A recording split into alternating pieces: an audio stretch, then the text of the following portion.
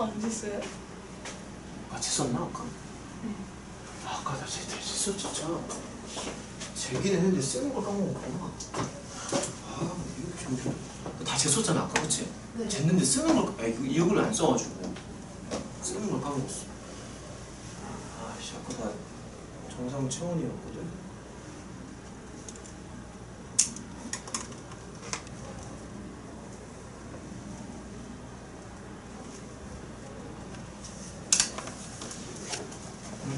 자 여기 출석부에다 사인 좀 해줘.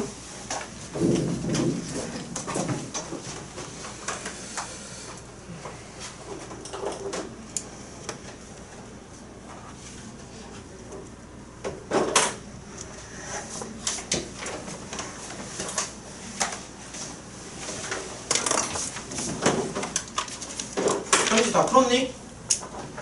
이름 써서 앞으로 제출.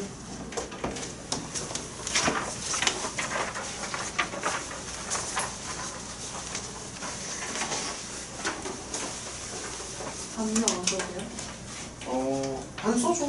실력 B2라고 쓰세요. 쌤 아 B1 실력 B1. 그 출석부 뒤로 넘겨줘. 쌤 3개국어 어디예요? 어? 엄청 멀어. 시골 이렇게 쪽? 3개국? 멀대? 나도 잘 몰라요. 엄청 멀어요 여기서. 그래? 왜 3개국으로 남아있어? 안덕도도 처음 들었어. 안덕도인데. 학교가 많으니까 너네가 모든 학교를 다 아는 건 아니잖아. 3개국어 되게 멀어? 네 멀어요. 그래? 야 근데 너 수원 외고야? 쩐다. 쩐다. 야 명훈이 쩌는 거 몰랐냐? 외고야? 와. 자 일단 사인 좀 다 해줘. 우리 학교도 기숙사 있으면 좋겠다. 여기 근데 매일 와. 뭘? 학교가 옆에 있잖아. 아, 멸망한다고? 그래?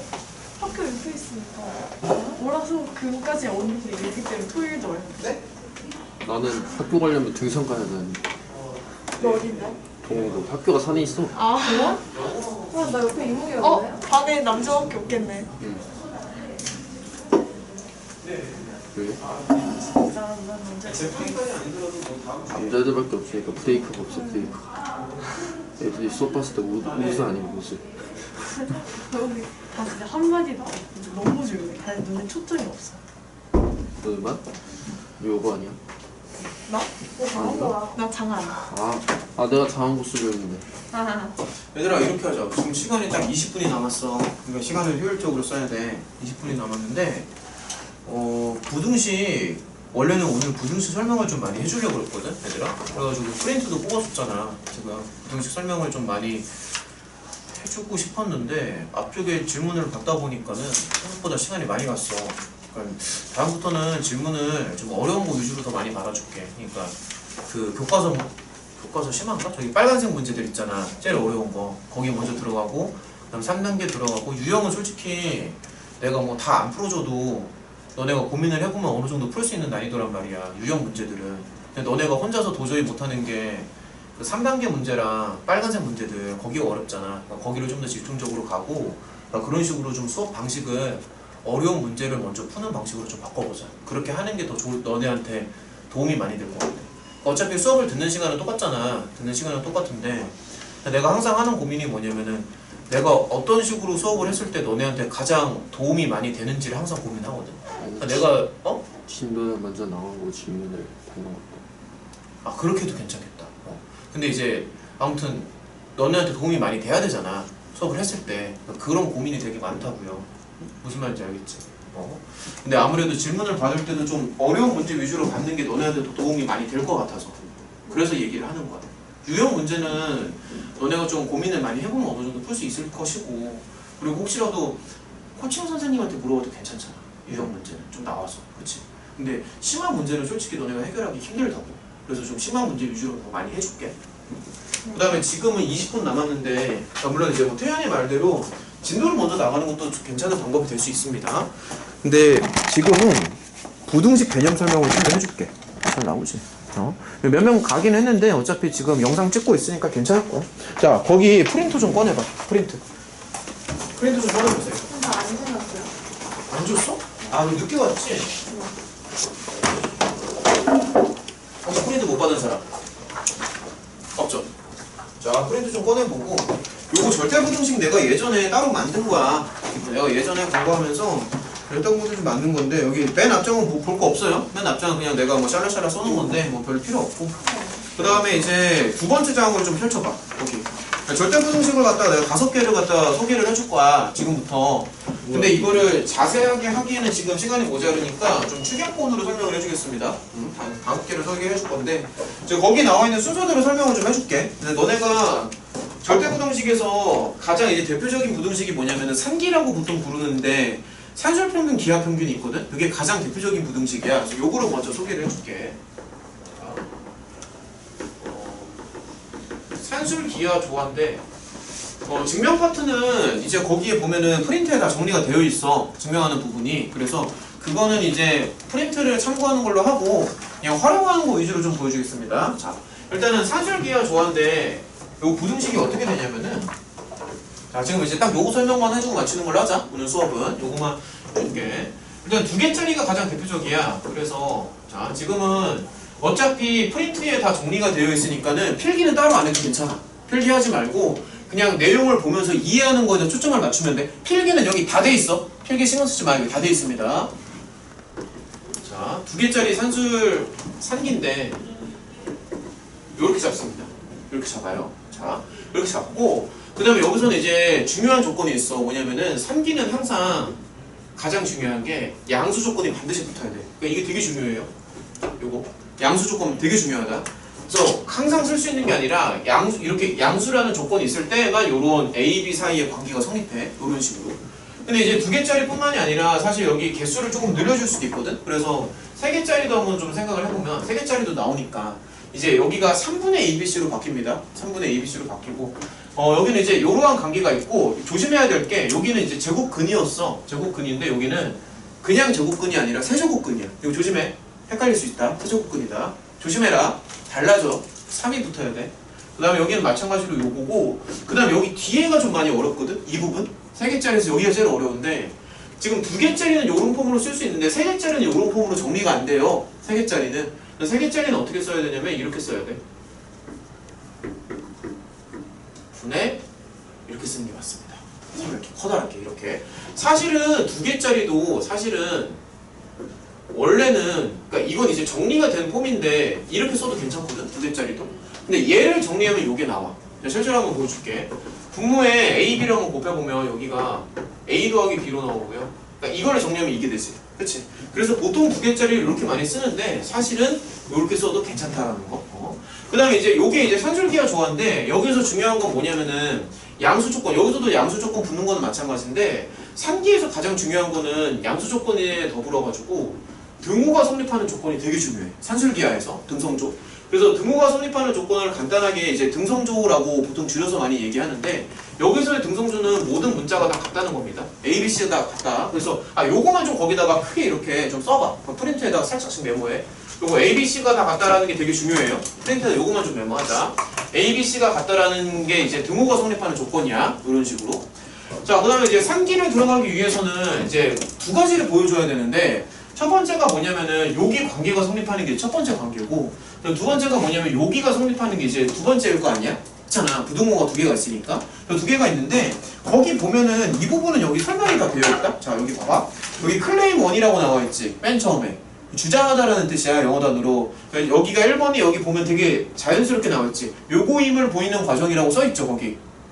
보이고 있어? 요거임을 보이는 과정이라고 나와 있잖아. 그게 첫 번째 부등식을 말하는 거고 두 번째가 이제 클레임 2에서 요거임을 보이는 과정에서 또 나오죠. 그쵸? 그래서 그거는 쉽게 말하면은 여기 왼쪽에 있는 여기가 1번이고 오른쪽에 있는 여기가 2번이라고 생각하면 돼. 그러니까 요런 것만 좀 살짝 메모를 해놔. 왼쪽이 1번, 오른쪽이 2번이에요. 알겠지? 그 다음에 이제 거기 내가 이걸 다 쓰려면 오래 걸리니까 그냥 보면서 할게요. 여기 있으니까. 여기 보시면은 맨 마지막에 그 완전 제곱 형태가 나오잖아. 거기 봐봐. 맨 마지막에 완전 제곱 나오는데 0보다 크거나 같다로 나오죠. 그쵸? 그래서 그게 0이 되기 위해서는 A랑 B랑 같아져야 되지. 눈으로 확인해. A, B가 같아지면 0이 되죠? 맞아? 그 다음 여기다 한번 봐봐. 여기다 보면 맨 마지막에 완전 제곱 들어가지. 맨 아랫줄에. 보여? 맨 아래쪽에 완전 제곱 들어가지. 그래서 거기서도 이제 0보다 크거나 같다는데 0이 되기 위해서는 A랑 B랑 같아져야 되잖아. 맞아? 그래서 A랑 B랑 같아져야 되니까 거기에서 이게 나오는 거야. 등호 성립 조건이 이게 서로 같다라고 나오잖아. 요 조건이 거기 완전 제곱식에서 나오는 거라고 사실은. 설명 이해되니? 요런 게 이제 산술 기하야. 알겠지? 자 여기 뭐 좀 넘어갈게. 자 요런 게 이제 상기고요. 넘어가자. 그 다음에 이제 두 번째로 나오는 게 이거 원래는 이거 더 자세하게 해주고 싶었는데 좀만 더 설명해 줄게. 원래는 이게 더 자세하게 설명해 주고 싶거든. 원래는 사실은 이거만 갖고 거의 1시간 동안 설명할 수도 있어. 부등식 5개 가지고 1시간짜리 설명 분량이야. 사실은 1시간짜리입니다. 자 여기 이게 기원이 있는데 요거는 이제 산술평균이라고 부르고요. 이 산술평균은 말 그대로 이제 숫자들의 평균이라서 가장 대표적인 예를 들면 우리가 시험 점수 평균 낼 때 쓰는 게 요거야. 뭐 예를 들어서 만약에 수학이랑 영어 시험을 봤어. 예를 들어서 그럼 수학이랑 영어의 평균 점수를 낼 때 우리가 이렇게 계산을 한다고. 그래서 이제 점수의 평균을 낼 때 가장 대표적인 게 이제 산술 평균, 말 그대로 숫자의 평균을 내는 거고, 기하 평균이라는 건 뭐냐면 이제 넓이나 어떤 비율을 말하는 건데 이게 우리가 평상시에 잘 쓰지 않는 거라서 너네가 잘 와닿지 않을 거야. 근데 넓이의 평균 같은 걸 낼 때 보통 기하라는 게 이제 그림을 말하는 거잖아.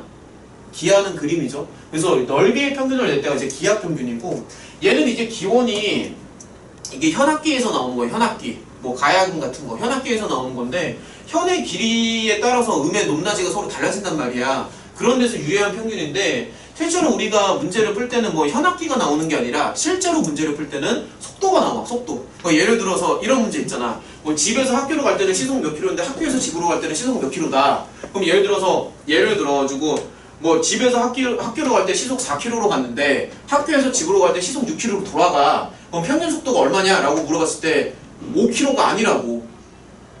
그게 아니라고. 이렇게 들어가야 된다고요. 그래서 이거를 산술평균으로 들어가면 틀려. 그래서 얘는 실제로 쓸 때는 속도에 대한 평균을 쓸 때 많이 써. 보통 많이 쓰는 경우가 속도라고. 알겠어? 그래서 순서대로 산술, 기하, 조화야. 알겠지? 자, 그 다음에 이제 두 번째로 나오는 건 뭐냐면 트라이앵글이 나오거든.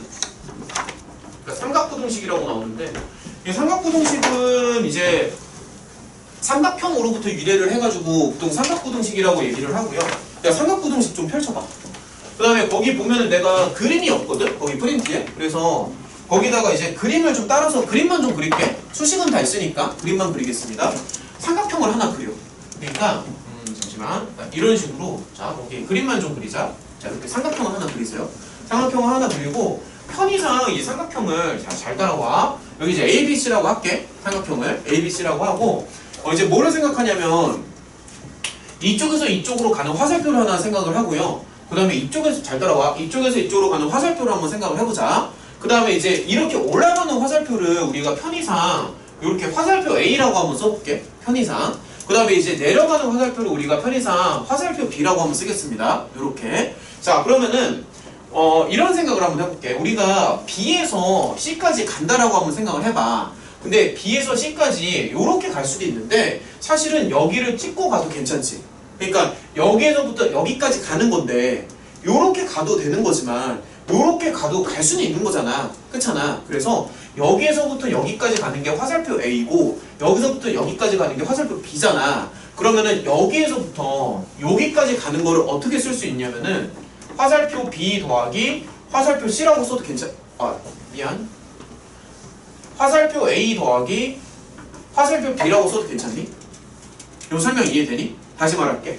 이렇게 가는 게 화살표 A, 이렇게 가는 게 화살표 B야. 근데 여기서부터 여기까지 가려면 이렇게 가도 괜찮지만 이렇게 가도 괜찮은 거잖아. 그래서 화살표 A 더하기 화살표 B를 여기서부터 여기까지 가는 거라고 봐도 된다는 얘기야. 설명 이해돼? 그럼 다시 어떤 논리가 나오냐면 이제 길이를 잴 건데 여기서부터 여기까지 이 화살표의 길이를 어떻게 재냐면 그러니까 그 길이를 표현하는 방법이 화살표 A에다가 절대값을 붙여. 오케이? 그러니까 여기서부터 여기까지 길이가 요거예요. 설명 이해돼?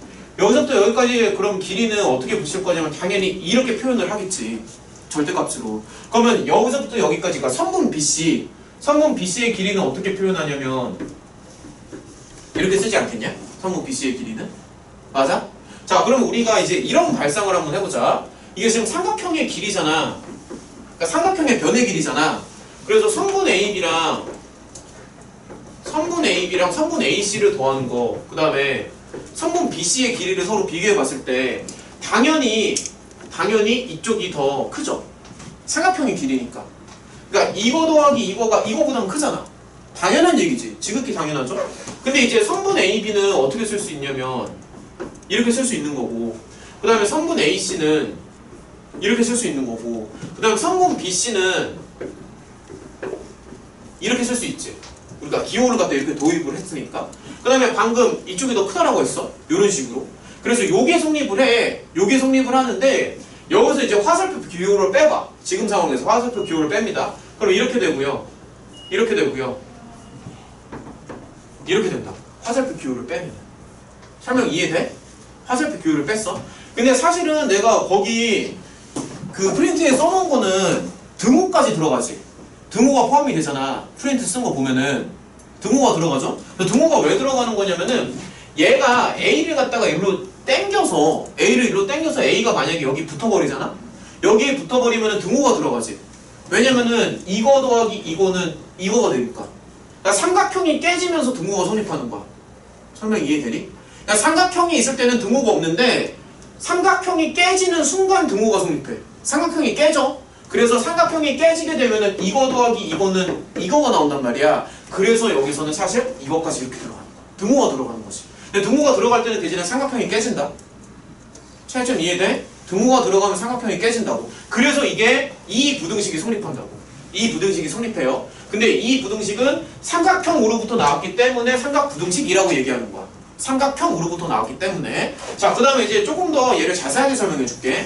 여기 보면 지금 절대값이 있잖아. 절대값이 있으니까 사실 우리가, 자 봐봐, B자리에 마이너스 B를 넣는다고 생각을 해볼게. A, B에는 양수, 음수 이런 조건 없습니다.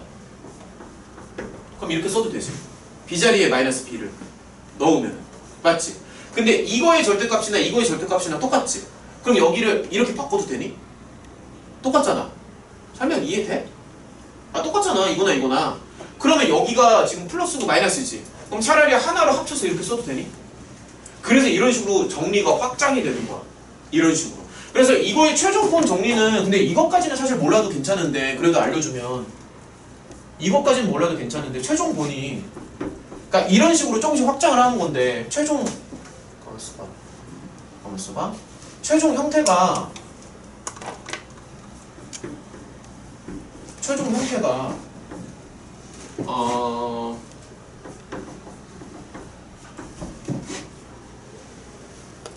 잠깐만, 잘못 썼다. 잠시만.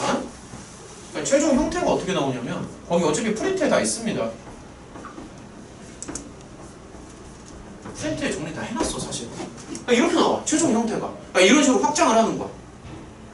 이런 식으로. 이게 삼각부등식이야. 그러니까 항상 성립하는 부등식이라고. 근데 이게 사실 2개짜리만 되는 게 아니라 더 확장을 할 수도 있거든? 무슨 말이냐면 보세요. 예를 들어서